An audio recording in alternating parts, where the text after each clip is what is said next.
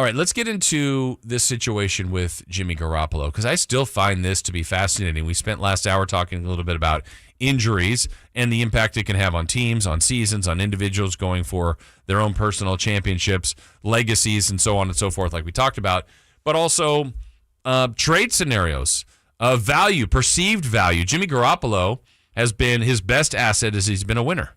His win-loss record is great. He came to the 49ers pretty highly regarded, I would say, as depth to the Patriots behind. He wasn't going to play ahead of Tom Brady, but he was thought highly of that organization and kind of learned behind the best. And then comes to the 49ers, and it's that first run-through when the Niners were awful, he was winning games as the starting quarterback. Then gets, a full season, takes him to a Super Bowl, and they continue to win. He had injury there as well. And this last season, between the thumb and his shoulder, how much of that impacted his game? In fairness, it probably did quite a bit. But as we say, when you line up, when you put on your helmet, when you put on your uniform and you play, you get evaluated no matter if you're sick, if you're injured, if you're ailing, if other things are on your mind. Why did you throw that turnover? Why did you miss that free throw? Why did this misassignment happen? All those things are going to be up for criticism, rightly or wrongly. And yeah, there might be other circumstances behind some of the reasoning why there were failures or successes for other teams. But Jimmy Garoppolo played. So some of those passes that did get through while he was injured, he was fortunate. Others that didn't, you go, what happened? What was he thinking? Was that his thumb? Was that the injured shoulder? Or is it just him? All those things could be factors here. So with that being said, the 49ers obviously invested a lot of draft capital and future assets in Trey Lance. They want him to be the starting quarterback. You could see what he can possibly be, what he can provide in a Kyle Shanahan offense. There's a lot of excitement potentially there. But when you've got a Super Bowl caliber roster around him, it's a lot on a young quarterback who hasn't played a ton of football that at times needs to be a difference maker and not someone that keeps him from winning a key game or keeping them out of the playoffs or losing a playoff game because of his inexperience. So Jimmy Garoppolo was kept around last year, and there was a lot of talk about, okay, there's kind of a quarterback battle. Maybe they use both early on. They did use Trey Lance in kind of more specialty and gimmick type situations. But as the season went, it was really Jimmy Garoppolo's team. And to his credit, he played through that, acted the pro, was a true leader, and had a good season. I mean, the team did. Fell short at the end, but he was nice for them. And I think the Niners had full intentions with this quarterback carousel that was going on in the offseason to move him and get a nice haul in return.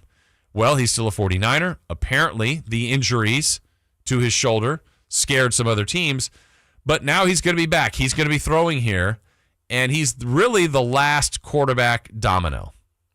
Where is he going to go? Where is he going to end up? We're going to go off this list that was put together by Cody Benjamin of CBSSports.com as 5 legitimate landing spots or potential landing spots for Jimmy Garoppolo. We'll go through these one by one. The first one he mentions is his old team, the New England Patriots. Now, obviously, Mac Jones is the QB there. So if you're getting Jimmy Garoppolo, you're going for depth here and some knowledge of the organization, knowledge of the team. Feels like it's a little bit on the smaller percentage side of things. I don't know if the Patriots have any. Every team, I think, would have desire in adding someone of the caliber of Jimmy Garoppolo, but what's it going to take to get him? Are the Patriots willing to do that? This could be a situation where if Garoppolo ends up being in a spot where he's not traded for and he gets cut, that's a little bit different. That might be something that could benefit Bill Belichick with his knowledge of him and his desire when he drafted him several years back. You can see the upside of that if it's a cut situation in the Patriots as a potential team. Team number 4, if we go our way down from 5 to 1, the Seattle Seahawks. I have a hard time seeing the 49ers trading him to a rival like that, but I also have a even more difficult time seeing the Seahawks legitimately thinking they can go into next season with their quarterback tandem of Drew Lock and Geno Smith. Those two guys have been drafted by franchises that thought they could be the quarterbacks of the future, and now have already moved on to team 2, and in some cases, I think more than that for Geno Smith. They're guys that are still thought of highly enough as talent in the league, but likely not starting quarterbacks as quarterback depth. But one of them is going to start for Seattle.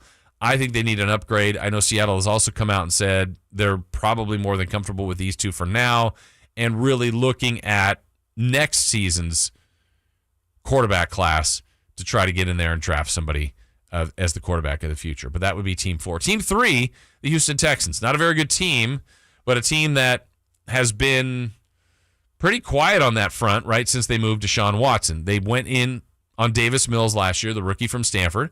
He actually had a nice year. Was a, second or third rounder, I believe, and did a nice job for them. Their depth behind him there's not a lot of safety net behind there, not a lot of insurance with Jeff Driscoll.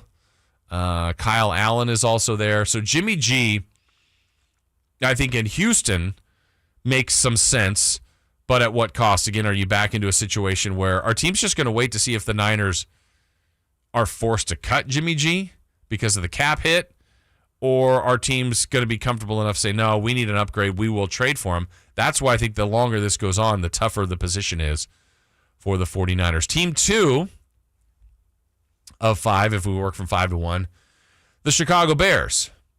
Now, they have Justin Fields, but again, we're back to depth here. Fields is their guy and should be their guy. That's who they drafted. That's who they want to go with. Depth behind him, I believe right now, is Trevor Siemian. So you're, again, looking at an insurance policy here. I mean, there's not a lot of starting spots available, if any, and the one that could be is the Cleveland Browns. And I think that's the one that people still talk about. Certainly we're waiting and seeing what's going to happen with Deshaun Watson and the NFL, but they just moved Baker Mayfield.